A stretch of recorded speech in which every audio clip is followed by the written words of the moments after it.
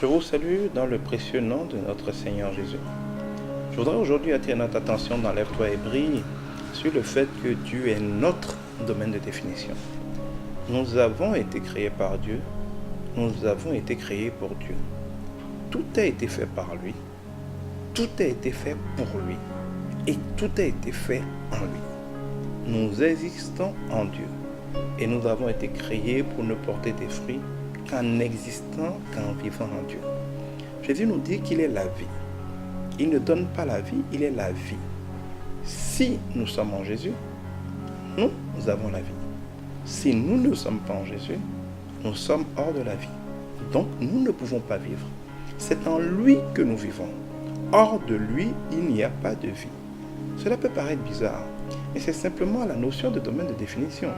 Si vous prenez un homme, le domaine dans lequel il existe, dans lequel on le définit, c'est celui de l'atmosphère. Partout où il y a de l'air, nous existons parce que nous pouvons respirer.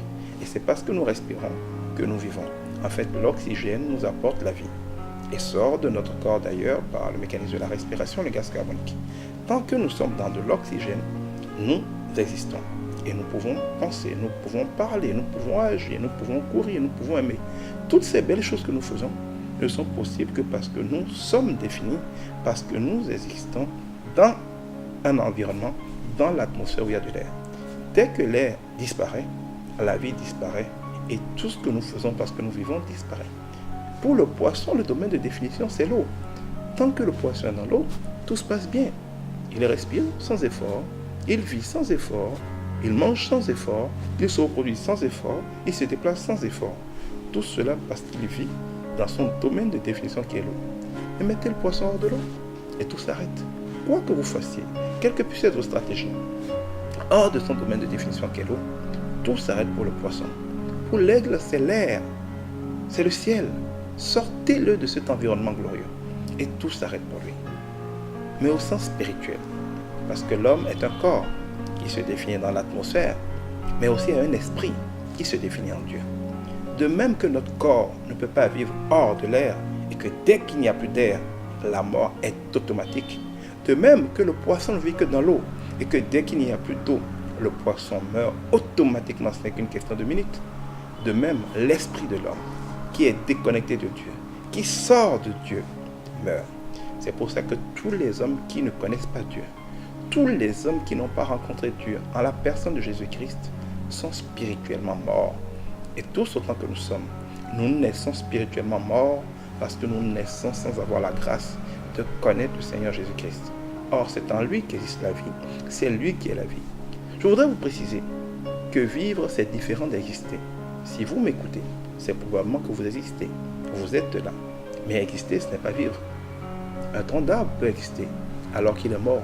Il n'a plus de sève, il n'a plus de feuilles, il n'a plus de racines. C'est un fagot de bois debout. Il suffit de le pousser, de le couper, de le mettre au feu.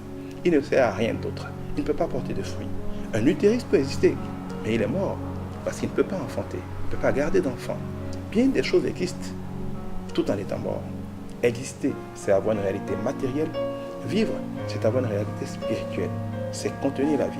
C'est être capable de produire les fruits, ceux pour lesquels on a été créé, ceux pour lesquels on a été conçu. L'homme naturel pourra toujours exister sans Dieu. Son corps pourra exister, abandonné à la création, souffrant, malmené par les accidents. Nous devons obéir à Dieu. Nous devons demeurer en Dieu. Et Dieu, c'est la parole de Dieu. Pour demeurer en Dieu, il faut demeurer dans la parole de Dieu. Il faut, comme Dieu l'a dit à Josué, méditer la parole jour et nuit. Mettre en pratique ce qui est écrit et la parler, la prophétiser, la déclarer. Et vous réussirez dans toutes vos entreprises. Mais n'oubliez jamais, comme le poisson est mort hors de l'eau, comme l'homme naturel est mort sans oxygène, vous êtes mort si vous n'avez pas Dieu. Votre esprit ne peut exister pour conduire votre corps, pour vous faire régner, pour vous faire accomplir la glorieuse destinée pour laquelle vous avez été créé, que si vous êtes en Dieu. Il est notre domaine de définition. Dieu vous bénisse.